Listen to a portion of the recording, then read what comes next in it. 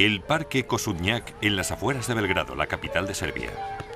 En mayo de 1914, un estudiante bosnio, Gavrilo Princip, llegó con una pistola Browning para hacer prácticas de tiro.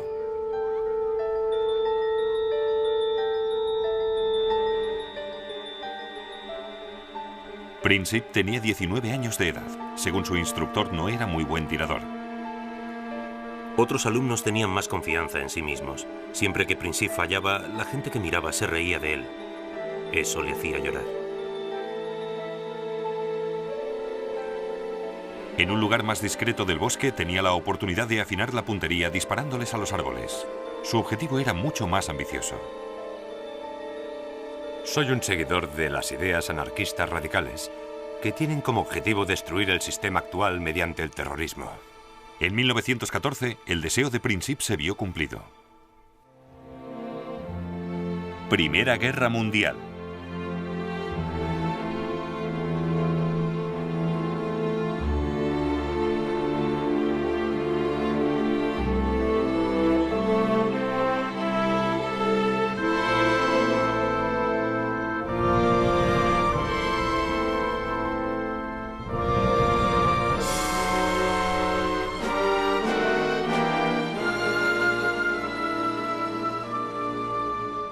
A las armas. La Primera Guerra Mundial empezó casi por accidente y terminó de forma igualmente extraña. Mientras duró, fue más destructiva que cualquier otra guerra anterior. En la Primera Guerra Mundial murieron más soldados británicos, franceses e italianos que en la Segunda.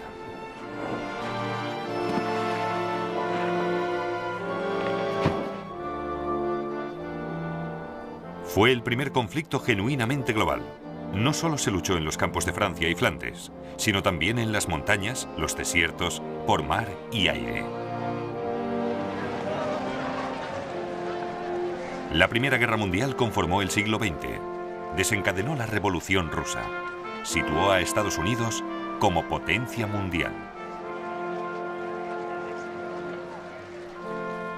Apenas 20 años después, los fallos de sus fracasados acuerdos de paz llevaron al mundo a una segunda y terrible guerra, y luego a la Guerra Fría. Pero las ideas por las que lucharon los hombres de 1914 siguen conformando nuestro mundo en la actualidad. Nacionalismo y democracia, el imperio de la ley internacional y los derechos de las naciones. Ahora, después del colapso del comunismo, el mapa de Europa se parece mucho al que fue dibujado tras la Primera Guerra Mundial.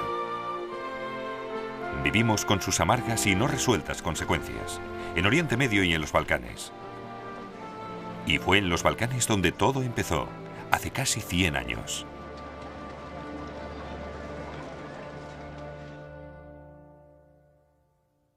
A principios del siglo XX, al igual que a finales del mismo, los Balcanes eran la zona más inestable de Europa. Aquí, 3 grandes imperios luchaban por el poder y la influencia: el austrohúngaro, el ruso y el otomano.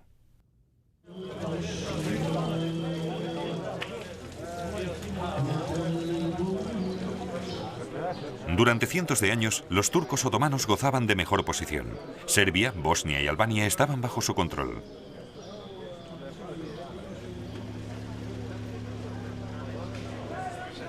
En Belgrado construyeron más de 80 mezquitas, pero a principios del siglo XX solo quedaba esta.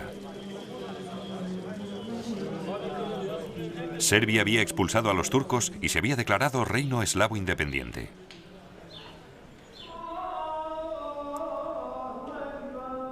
Pero en las fronteras de Serbia había un desafío aún mayor al nacionalismo eslavo: el imperio austrohúngaro. Los viejos turcos del sur se han marchado, pero llegan nuevos enemigos procedentes del norte, más temibles y peligrosos que los anteriores. Quieren arrebatarnos nuestra libertad y nuestra lengua y aplastarnos.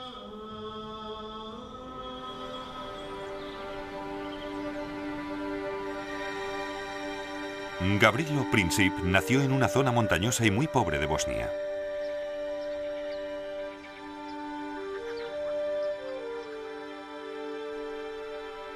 Su casa fue destruida en las guerras de los Balcanes de la década de los 90.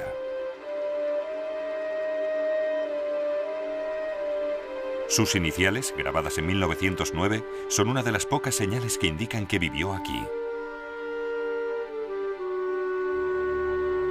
Años antes, los austrohúngaros le habían arrebatado a los turcos el control de Bosnia, el enemigo al que Princip quería destruir.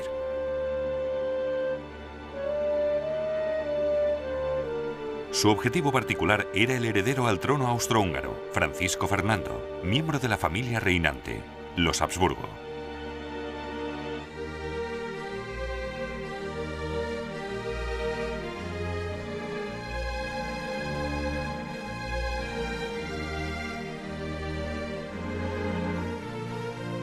Ese extraordinario imperio conocido como la monarquía dual austrohúngara es menos un imperio, un reino o un estado que la propiedad personal de los Habsburgo, cuyo talento hereditario para la adquisición de tierras puede verse en el actual mapa de Europa. El imperio estaba gobernado por el tío de Francisco Fernando, Francisco José. Se sentaba en 2 tronos, como emperador de Austria y rey de Hungría. En 1914 llevaba 66 años gobernando. Los dedicó a oponerse a cualquier tipo de cambio. Apenas visto sin su uniforme militar, odiaba la idea de la reforma política. Como le dijo al presidente de Estados Unidos, Theodore Roosevelt, en mí puede ver al último monarca europeo de la vieja escuela.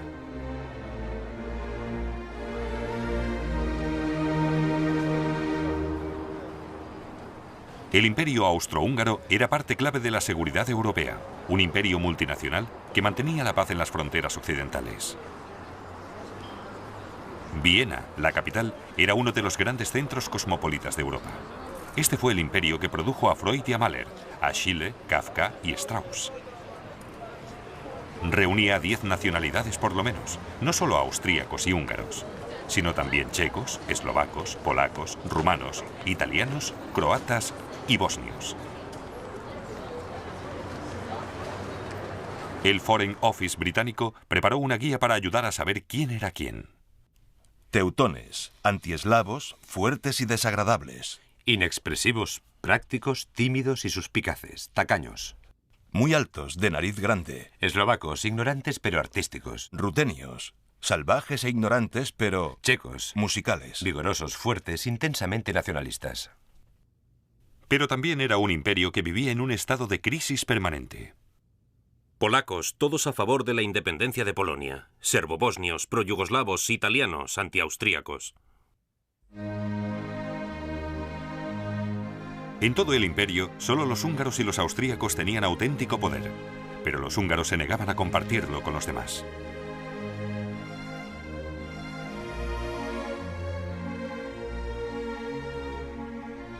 Para países como Serbia, Austria-Hungría era la prisión de las naciones, un estado represivo y no democrático que trituraba a los pueblos pequeños bajo su tacón.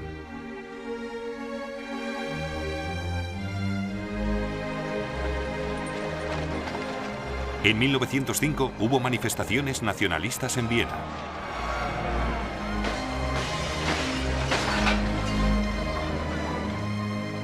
En 1912 hubo disturbios en Budapest. En 1914 había habido inestabilidad étnica en casi todas las zonas del Imperio Austrohúngaro. Fueron suspendidos los parlamentos locales y se llamó al ejército para restaurar el orden.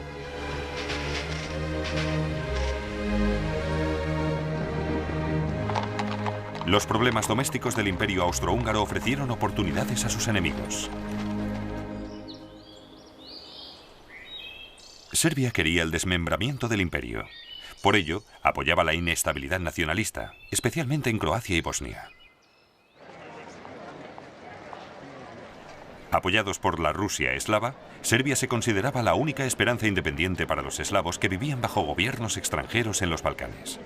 Quería unirlos en un solo estado de eslavos del sur, Yugoslavia.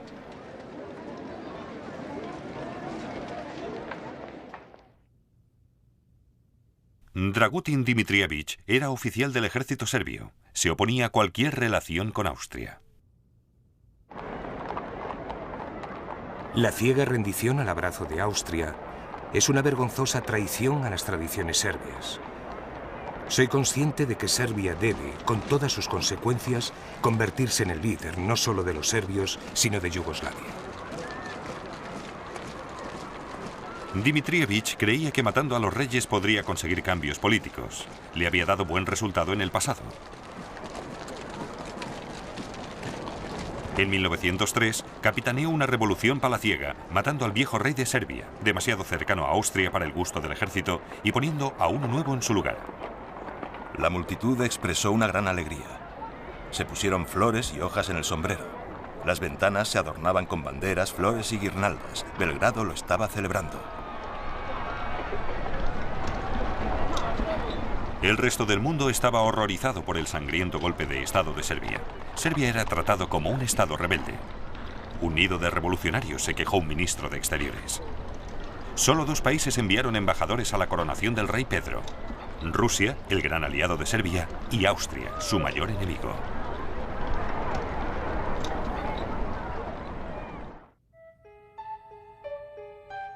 Dmitrievich era también uno de los miembros fundadores de La Mano Negra, una sociedad militar secreta que empleaba el terrorismo y el asesinato para intentar el establecimiento de Yugoslavia. Se dice que enviaba hombres para asesinar a líderes militares y miembros del gabinete austrohúngaros. También se dice que intentó matar al emperador Francisco José. No se le veía por ninguna parte, pero se sabía que él lo hacía todo.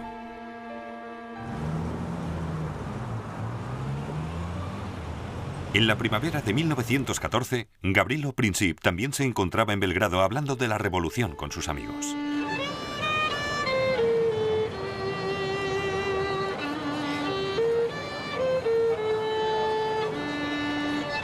Luego, los jóvenes bosnios oyeron que el archiduque Francisco Fernando visitaría Sarajevo en junio. Esta era su oportunidad de llevar a cabo sus acciones. Por suerte para ellos, sus planes llegaron a oídos de Dmitrievich y La Mano Negra.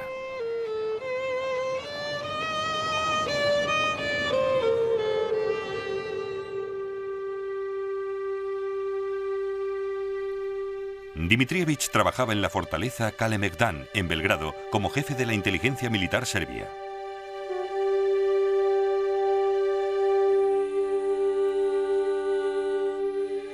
En la primavera de 1914, el mayor Voja Stankosic, también miembro de La Mano Negra, entró en su despacho para hacerle una pregunta. Me están molestando unos jóvenes bosnios. Estos chicos quieren llevar a cabo una gran acción a cualquier precio. Han oído que Francisco Fernando viene a Bosnia y me han rogado que les deje ir. ¿Qué me dice?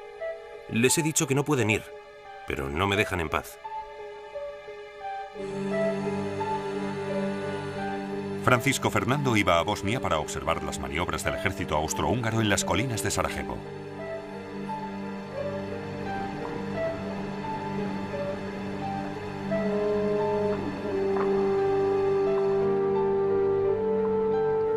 Como jefe de inteligencia, Dmitrievich temía que estas maniobras fueran una cortina de humo y que los planes de Francisco Fernando fueran la invasión de Serbia.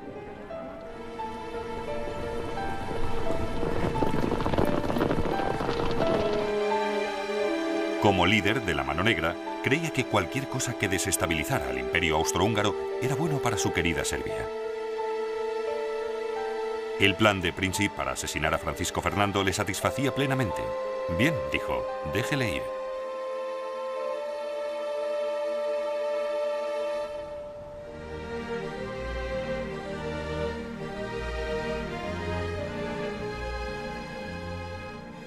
A diferencia de Gavrilo Princip, el archiduque Francisco Fernando era un excelente tirador. Uno de sus castillos, Konopíš, en la actual República Checa, está lleno de pruebas que lo demuestran. A los 50 años de edad, cazó 5.000 ciervos, así como otros 200.000 animales, todos cuidadosamente numerados.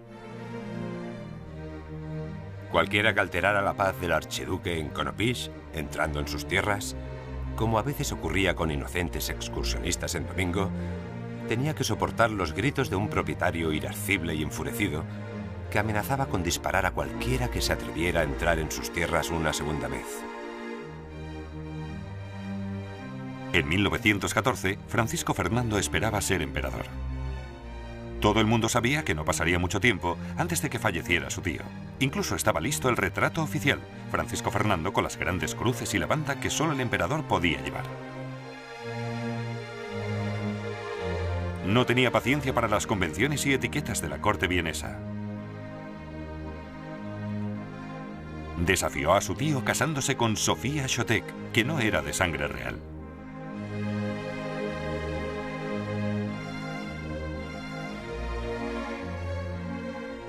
Lo más inteligente que he hecho en mi vida ha sido casarme con mi Sofía. Ella lo es todo para mí. Mi esposa, mi consejera, mi médico, mi ángel de la guarda. En una palabra, mi felicidad. Francisco Fernando también tenía ideas radicales para la reforma política. Reconocía que cuanto menos poder tuvieran las minorías nacionalistas en el imperio, más buscarían la ayuda de otros países. El viejo sistema permitía a las etnias alemana y húngara dominar el gobierno. Era un sistema que no podía durar. No puedo dejar de sorprenderme de que las nacionalidades sigan siendo leales después del trato recibido durante tantos años. Tienen que estar conmigo. Es la única salvación para el futuro.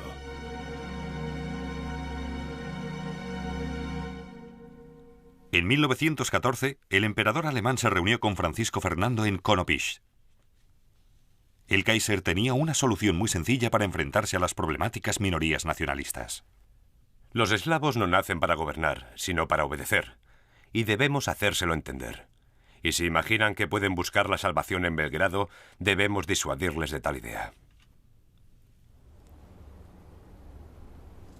Pero Francisco Fernando tenía una idea mejor.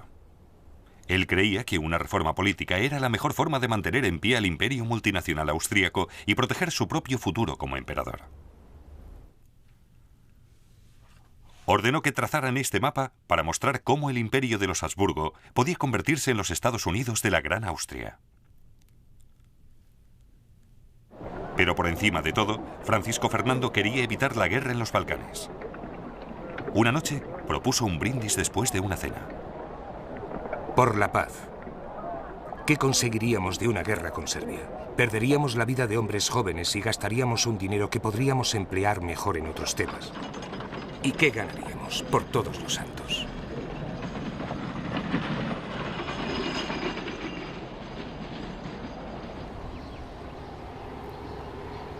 Gavrilo Princip cruzó la frontera de Serbia con el imperio austrohúngaro por aquí, por el río Drina. Llegó en barca a la isla Isaković, donde había un puesto militar serbio. Los soldados le ayudaron a llegar a Bosnia.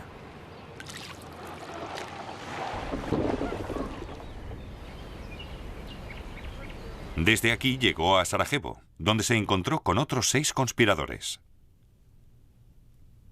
El mayor serbio Tankosić les había proporcionado 4 pistolas, 6 bombas y píldoras para suicidarse en caso de que les capturaran. Ya se encontraban en Sarajevo cuando el 25 de junio Francisco Fernando llegó a las afueras de la capital. Tenían planeado atacarle 3 días más tarde, mientras iba en coche desde la estación del ferrocarril al ayuntamiento. Uno se situaría en el primer puente de esta carretera. Princip y los demás cubrirían el resto del camino.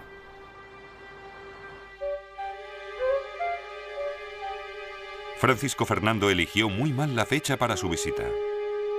Sarajevo estaba cubierto de banderas para celebrar la ocasión, pero el 28 de junio era el Día Nacional de Serbia, un foco natural de odio contra los Habsburgo, como había advertido el embajador serbio en Viena.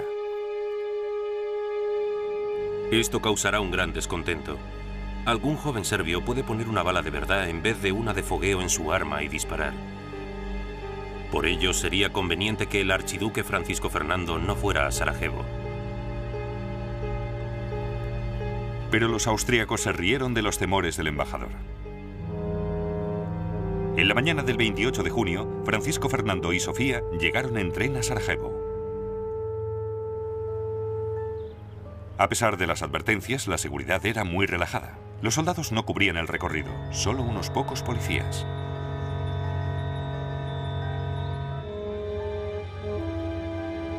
El coche real era un Graf und Stief, A petición de Francisco Fernando se bajó la capota del mismo y fue avanzando a muy poca velocidad para que la gente pudiera verle y él pudiera disfrutar del paisaje.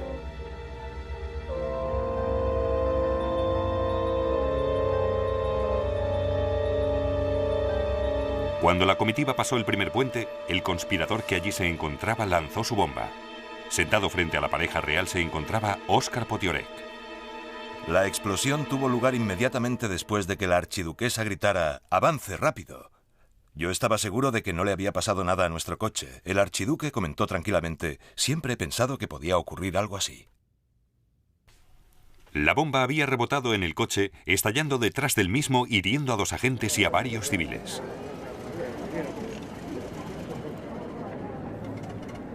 Francisco Fernando paró para interesarse por los heridos antes de salir a gran velocidad hacia el ayuntamiento. Allí, el alcalde de Sarajevo empezó con su discurso oficial de bienvenida. El archiduque le interrumpió. Señor alcalde, ¿de qué sirve su discurso? He venido como amigo a visitar Sarajevo y alguien me ha lanzado una bomba. Esto es un ultraje. Hasta ahora el plan de los jóvenes bosnios había fracasado. Francisco Fernando seguía con vida. La seguridad oficial estaba en estado de alerta. Gavrilo Princip ya se marchaba, pero se detuvo en la esquina de la calle Francisco José para comprar un bocadillo. Luego, su suerte cambió. Francisco Fernando había salido del ayuntamiento. Debería haber seguido el río viajando a gran velocidad para no dar oportunidad a los otros asesinos. Pero su chofer se equivocó al girar en la calle Francisco José.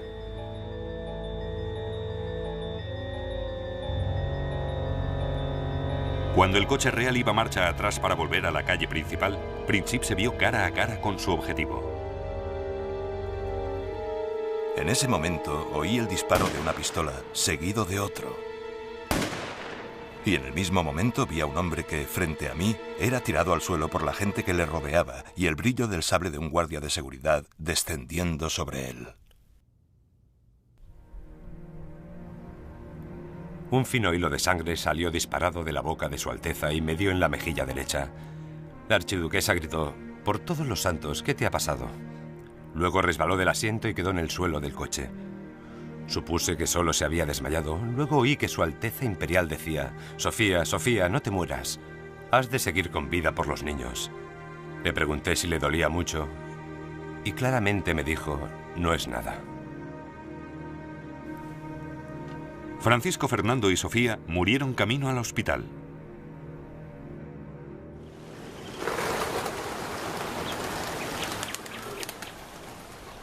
Los habitantes de Sarajevo no sabían que un grupo de oficiales del ejército serbio había patrocinado en secreto el asesinato. Pero llegaron a la misma conclusión que el resto del mundo, que Serbia había apretado el gatillo. Los elementos proaustríacos que allí había se volvieron locos. La excitación del momento se transformó en furia contra todos y todo lo serbio. Tiendas, escuelas e iglesias serbias fueron arrasadas y saqueadas. Las calles se llenaron de muebles, ropas, bicicletas, libros, incluso iconos y cruces, retorcidas y ennegrecidas amontonadas en el arroyo.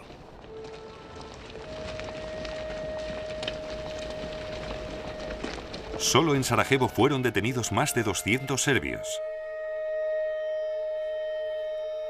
Las autoridades locales colgaron a algunos en la prisión de la ciudad. Muchos más murieron en pogroms en Bosnia y Herzegovina.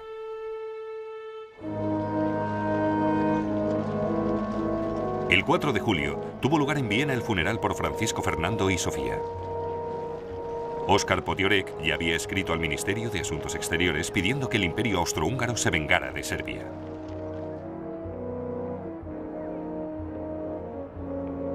Debemos aprovechar la primera oportunidad y darle un golpe destructivo a Serbia para darle a la monarquía unas décadas de tranquilo desarrollo interno. Serbia debe aprender de nuevo a temernos.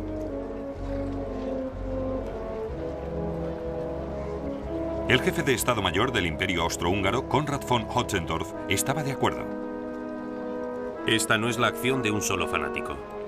Este asesinato representa la declaración de guerra de Serbia al Imperio Austrohúngaro. Si dejamos pasar esta ocasión, la monarquía se verá expuesta a nuevas explosiones de conflictos étnicos. El Imperio Austrohúngaro debe declarar la guerra por razones políticas.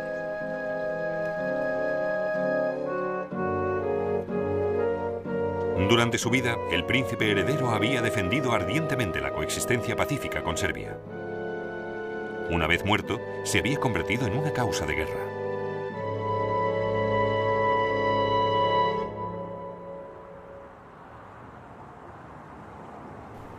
El asesinato de Francisco Fernando no encendió inmediatamente la hoguera de Europa. A principios de julio, las tensiones internacionales no eran muy importantes. Pero en Viena, entre bastidores, los líderes austrohúngaros estaban planeando cómo vengarse de Serbia sin que les aplastaran los poderosos amigos de esta.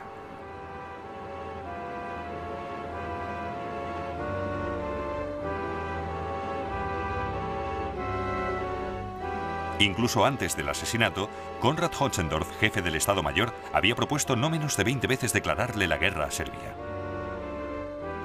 Ahora volvió a insistir en sus demandas. Le expresé a Su Majestad mi opinión de que la guerra con Serbia era inevitable. Eso es cierto, me dijo Su Majestad. Pero ¿cómo va a librar la guerra si todos, particularmente Rusia, van a atacarnos? Contamos con el apoyo de Alemania, le repliqué. Su Majestad me miró inquisitivamente y dijo, ¿está seguro de eso? Este fue el momento en el que lo que podía haber sido otra guerra en los Balcanes acabó convirtiéndose en la Primera Guerra Mundial. El emperador austrohúngaro, Francisco José, le pidió ayuda al Kaiser alemán. El 6 de julio recibió la respuesta que esperaba. El gobierno alemán mantiene la opinión de que nosotros debemos decidir lo que debe hacerse. Respecto a lo que nosotros decidamos, podemos estar seguros de que Alemania estará de nuestro lado, ya que es un fiel aliado y un amigo de nuestra monarquía.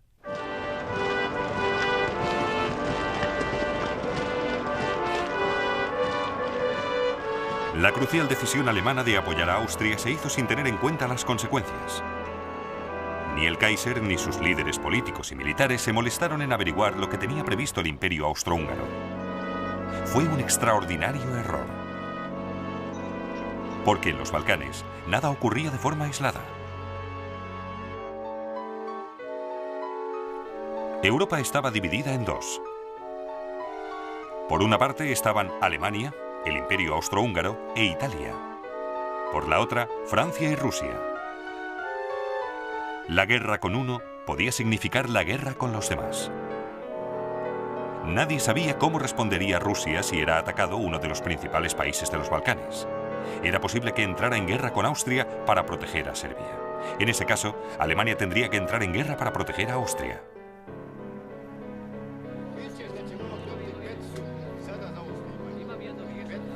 Los alemanes pensaron que tal vez los rusos no participarían. El embajador alemán en San Petersburgo sostenía que Rusia no podía arriesgarse a entrar en guerra por miedo a una revolución interna. El ministro de Exteriores alemán decidió que Austria llegaría a un acuerdo con Serbia. El canciller alemán, Bethmann Hollweg, creía lo mismo. El crimen de Sarajevo es censurable, pero políticamente podría tener el resultado positivo de que Rusia sienta cierta repulsa por los serbios.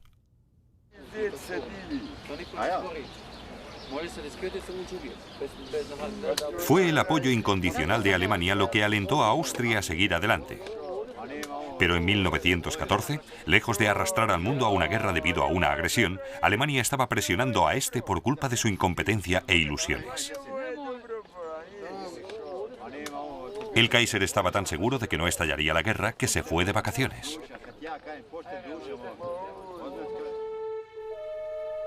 En Sarajevo ya había empezado el juicio contra Gavrilo Princip.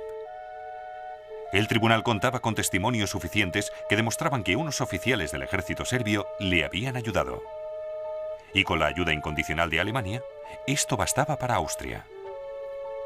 Le condenaron a 20 años de prisión donde murió en 1918. Austria le envió un ultimátum a Serbia.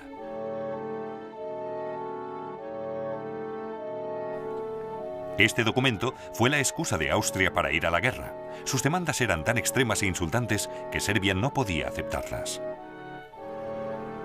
Pero en el caso de que las aceptara, el embajador austríaco en Belgrado recibió la orden de considerar cualquier respuesta como inaceptable. Entregó el ultimátum a las 6 de la tarde del 23 de julio de 1914. Slavka Mihailovich era médico en Belgrado. La noticia del ultimátum se propagó rápidamente y muy pronto cundió la alarma. Las calles y los bares estaban llenos de gente ansiosa. Todo el mundo se preguntaba qué respuesta daría nuestro gobierno, si podría evitarse una nueva guerra.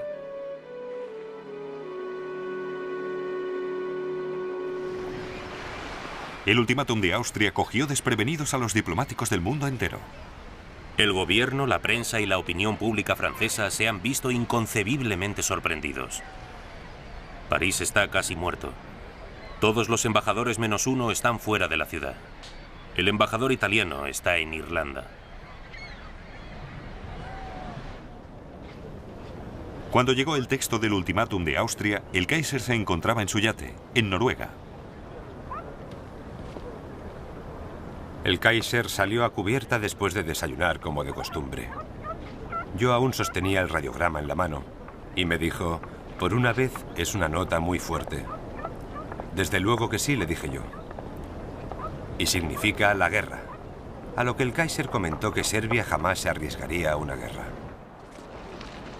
Es posible que de haberse hallado sola no se hubiera arriesgado.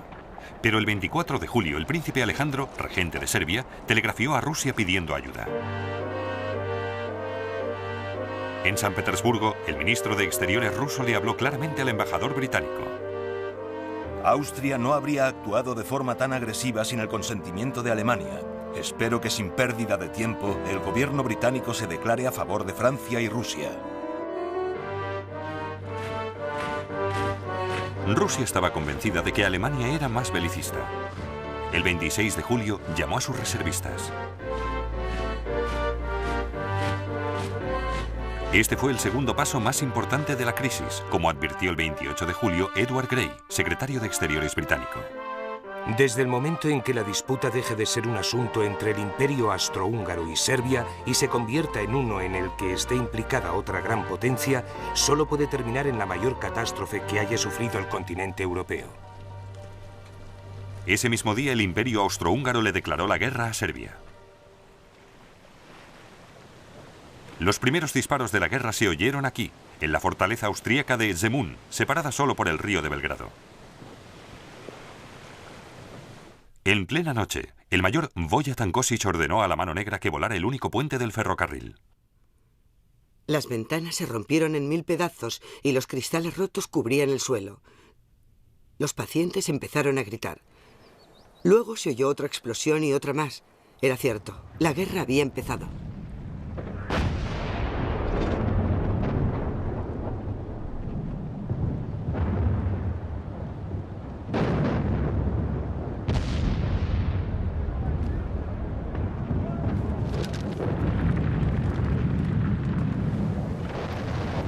¿Cómo se merece nuestra vieja ciudad el nombre que le habían dado los turcos, la Casa de las Guerras? Proyectiles procedentes de todas direcciones se cruzaban sobre la ciudad. Los austríacos tenían armas muy curiosas, los llamados monitores. Pequeñas embarcaciones armadas con grandes cañones que rodeaban Belgrado como perros rabiosos y disparaban desde todas direcciones. Sin embargo, aún era una guerra entre el Imperio Austrohúngaro y Serbia. El 29 de julio, mientras los proyectiles caían sobre Belgrado, hubo un último intento para que así siguiera. Una serie de telegramas de última hora cruzaron Europa. Del zar al Kaiser, de primo a primo. Querido Guillermo, se ha declarado una guerra innoble contra un país débil. La indignación en Rusia no tiene límites. Querido Nicolás, estoy ejerciendo toda mi influencia sobre los austríacos. Espero que tú me ayudes a suavizar cualquier dificultad que pueda presentarse. Querido Guillermo, mis tropas no iniciarán ninguna acción provocadora. Pero ahora la crisis ya estaba más allá del control de monarcas o políticos. Estaba en manos de los militares. Desde el momento en el que Rusia había movilizado a su ejército, los generales alemanes sabían que su reloj ya se había puesto en marcha.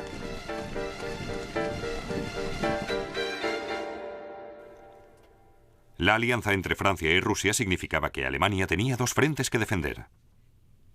Su única esperanza era enfrentarse a Francia en el oeste antes de que el grueso del ejército ruso la invadiera por el este. Esto no dejaba tiempo a esperar.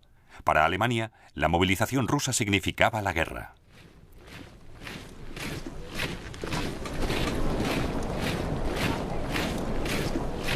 Alemania no había buscado la guerra.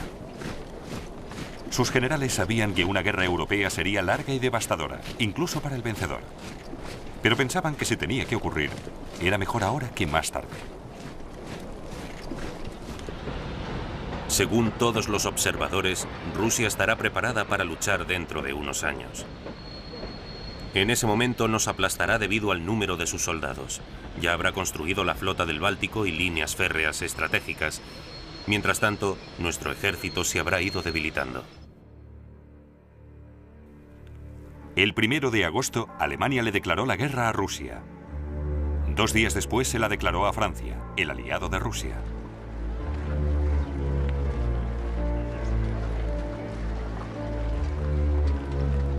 Por toda Europa, 10 millones de hombres marchaban a la guerra. A pesar de la música y las banderas, muchos de ellos fueron a la guerra de mala gana. ¿A dónde nos dirigimos? ¿A Francia? ¿A Bélgica? ¿O al este? En la estación la gente agitaba la mano en señal de despedida, algunos con un pañuelo. Yo pensé en mi esposa e hijos solos en casa. De hecho, no era solo un pensamiento, sino una terrible sombra que revoloteaba sobre mi alma.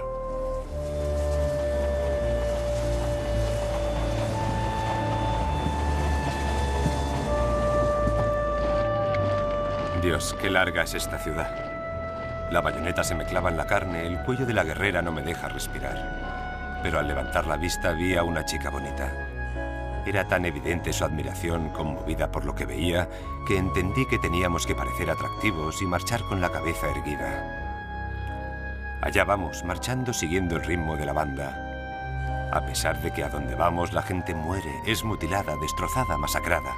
En la formación mis compañeros se irguieron al verla.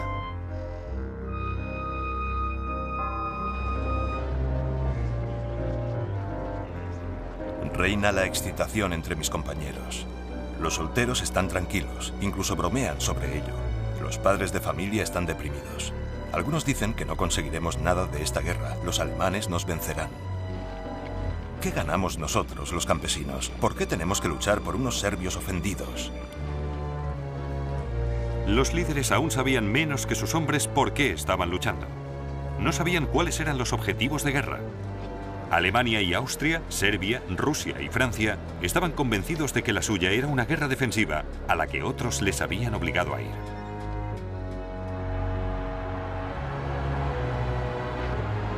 La única gran potencia europea que permanecía al margen era Gran Bretaña.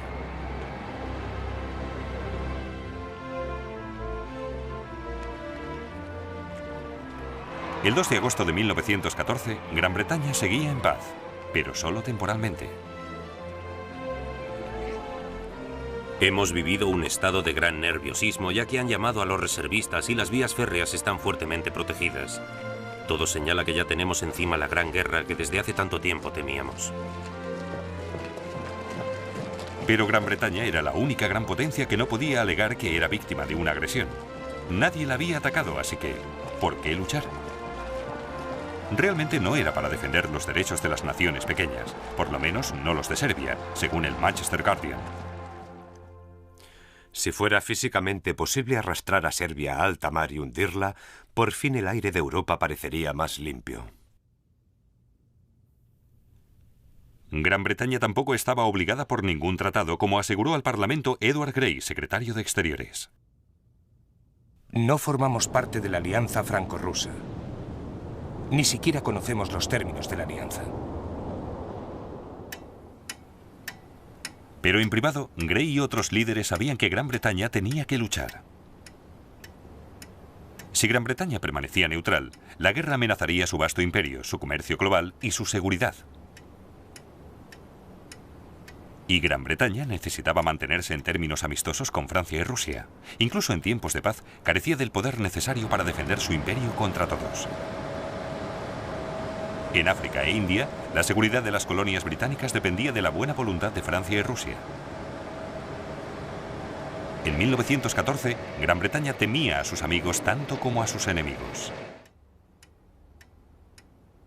Si le fallamos a Rusia ahora, no podemos esperar mantener esa cooperación amistosa con ella en Asia, que es de vital importancia para nosotros. Sobre todo, Gran Bretaña no podía permitir que Europa estuviera dominada por una Alemania triunfante. Si Alemania invadiera los puertos del canal, el control de los mares de Gran Bretaña se vería amenazado. El primer ministro, Herbert Asquith, tenía una opinión muy pragmática. Sería contrario a los intereses británicos que Francia fuera aniquilada. A las 11 de la noche del 4 de agosto, Gran Bretaña declaró la guerra a Alemania. Era como si estuviéramos esperando la señal para darle a la palanca que enviaría a millones de hombres a su destino. Las profundas notas del Big Ben sonaron en la noche, las primeras campanadas de la hora más decisiva desde que emergió de las profundidades. De repente todas las caras se contrajeron con dolorosa intensidad. Es horrible pensar en todo el sufrimiento que puede provocar la movilización. Supongo que cuanto menos se piense en ello, mejor. Nunca hablamos de la muerte y tampoco pensamos mucho en ella. Pero cuando todos están durmiendo y tú estás despierto, a veces miras al futuro y surgen las preguntas. El gobierno británico tenía un libro de guerra en el que se detallaba todo lo que debería hacerse en una emergencia. Los líderes del país sabían que la guerra sería una lucha larga y dolorosa, un proceso lento y demoledor de bloqueo, de rendir por hambre al enemigo. Pero la mayoría de los civiles no tenían ni idea de en qué se estaban metiendo. Por toda Europa, la gente se agolpaba en los bancos. El ministro de Finanzas francés le dijo a un general británico que la guerra no podría durar más de un año porque se agotaría el dinero para financiarla.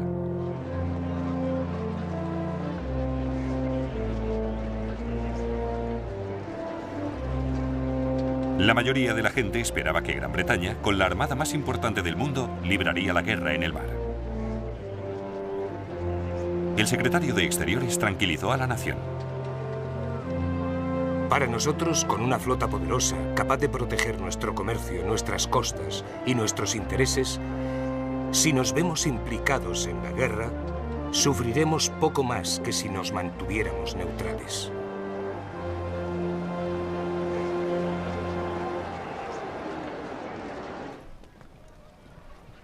Bert Fielder era sargento de los Marines Reales.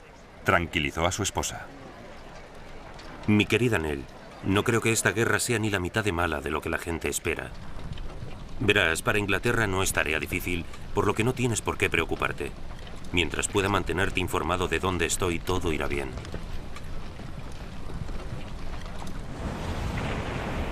Pero las armas con las que el mundo empezó la guerra eran tan nuevas que muy pocas habían sido utilizadas en un campo de batalla.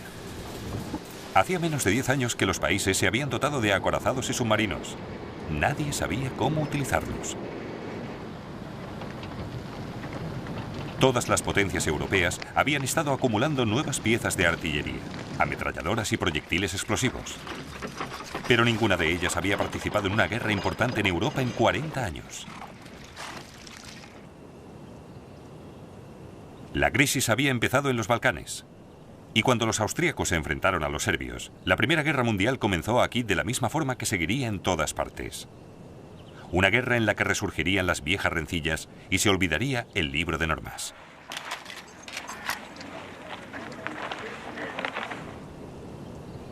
La guerra nos lleva a un país habitado por una población que siente un fanático odio hacia nosotros.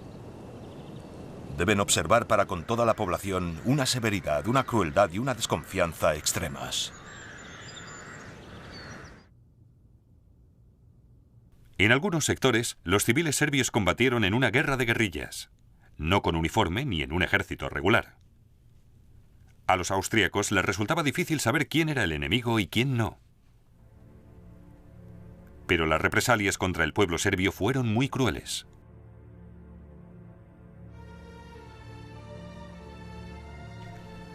Esta era una guerra de nacionalidades y razas. No solo contra un ejército enemigo, sino contra pueblos enteros. Durante el primer mes de guerra, 4.000 civiles del oeste de Serbia murieron o desaparecieron. Incendiaron las casas, las saquearon, violaron a las mujeres y asesinaron. 17 personas, mujeres, muchachas y niños, atadas con cuerdas, muertas en una cuneta, todas ellas asesinadas. A las 9 de la mañana fui a Lesnica en busca de suministros para la batería artillera. En la ciudad podían verse las atrocidades cometidas por el enemigo.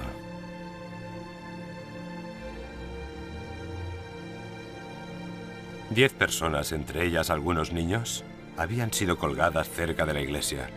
En la estación del tren, más de 100 personas degolladas. Una visión terrible para los ojos.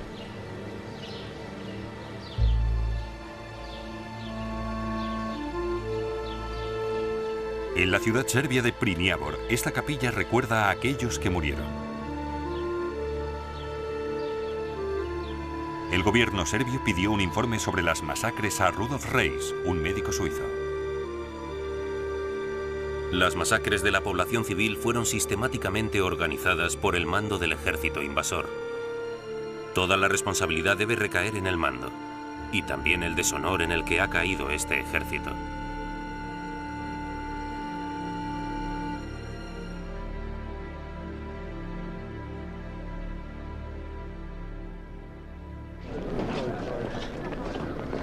Los austrohúngaros eran menos crueles a la hora de luchar contra el ejército serbio. Esto también estableció un patrón en la guerra, un anticipo de la debilidad militar que caracterizaría la relación del Imperio austrohúngaro con Alemania. Esta era una guerra en la que los acontecimientos en un frente tenían un efecto crítico en el otro.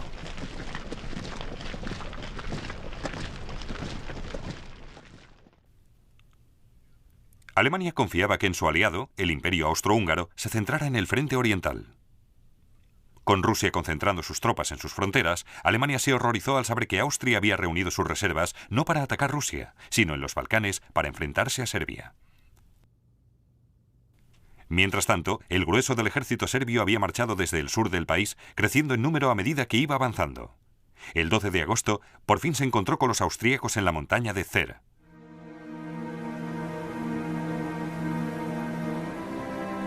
Los serbios ocupaban unas fuertes posiciones defensivas en la montaña y esperaban a que los austríacos cayeran en la trampa. Los serbios nos rodearon. La artillería serbia tenía perfectamente calculada la distancia.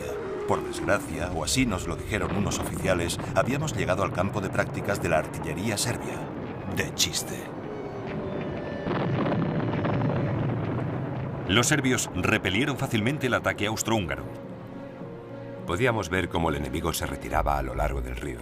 Su convoy de municiones dejó sus carros en el valle y huyeron todos tan pronto les alcanzó nuestra artillería. ¿Un ejército derrotado?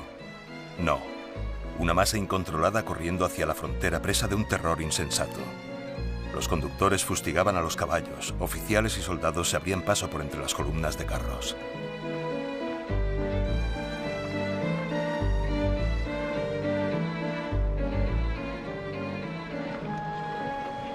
Los prisioneros austrohúngaros de la primera victoria aliada de la guerra.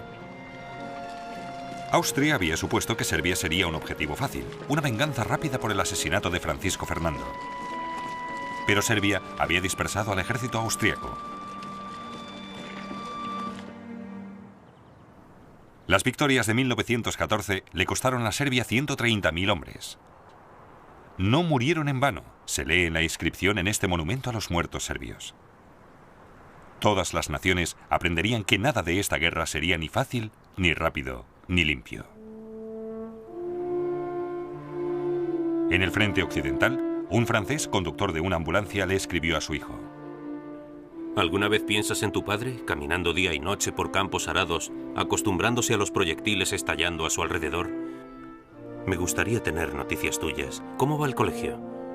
No te des prisa en aprender la geografía de Europa. Creo que va a cambiar muy pronto.